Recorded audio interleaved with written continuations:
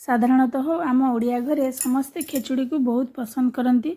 जेकोसी पूजा पार्वण हेले आमर खेचुड़ी भोगटा निहाती ठाकुर पाखे लगी था।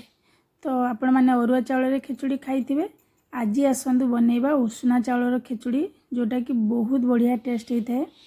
तो ये सबु प्रकार परिबा माने फूलकोबी, आलू, गाजर, कखारू, एमती सोयाबड़ी सबू परिबा को भल भाव मुठी तेल रे आमे भाजिकी रखी थिले।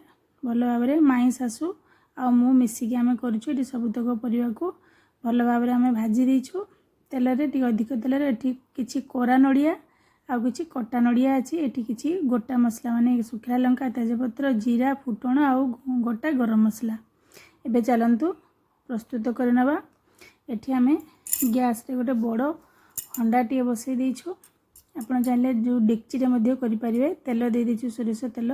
तेल जगह आप घी यूज करें। तो ये से तेल गरम होला परे सब जिते सब गोटा मसला आम ए ऐड करदे। ताकू टिके भल भाव में भाजी देकरी एटी धोई रखि उषुना चाउल आ मुग डाली को आम पकईदे। मुग डाली टिके अधिक परिमाण खेचुड़ी लगी थाए।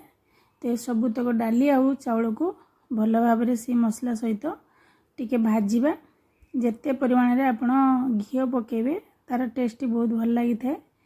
किंतु मते घी भल लगे बोली माई घी पकई नथिले, खाली जस्ट टिके पकई थिले। तापरे भाजी सारा पर दे देले पानी, हळदी गुंड, लूण फुटिया पाई ताकू छाड़ देले। ता भितरे देखंतु एमाने सबुदिन माई को पाखक आसंदी जो चढ़ई गुड़ा तांको किछि खाद्य से दियंती।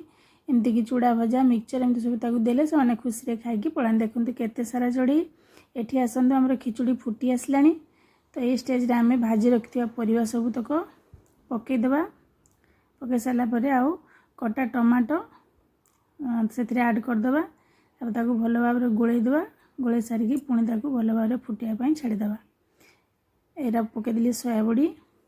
तब ताकू आउटरे भल भाव रे गोळेई देबा। गोळेई साला परे देखंतु हेई आसलान टिके।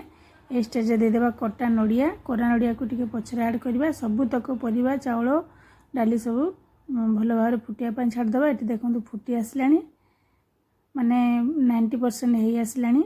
ये आम ऐड करदे कि भजा बादाम माने भजा चीना बादाम ताको आम ऐड करदे।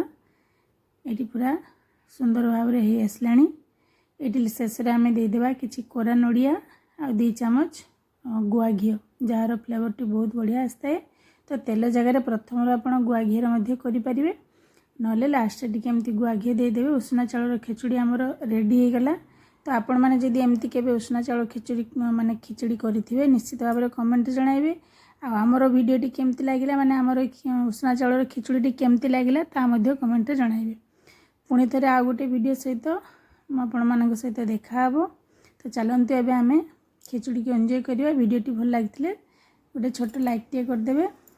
देखते मो झील पूरा रेडी हो गलानी। ये मामू को घरे आम बसी जाइए। खिचुड़ी कलरटा देखते केते सुंदर है सहित कदली भजा। तो वीडियोटी केमती लगिला रोची पुणी थे देखा। जय जगन्नाथ।